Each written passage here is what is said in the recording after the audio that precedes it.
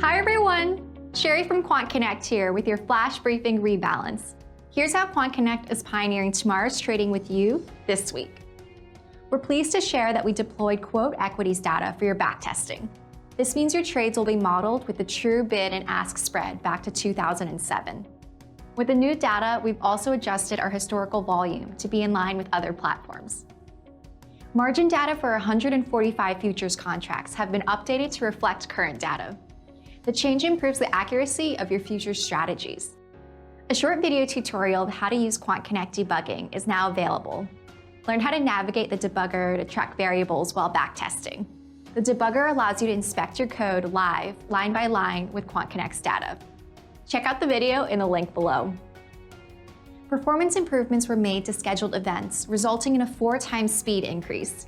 And additional testing was added to ensure the scheduled events were firing correctly, even when there was no market data available.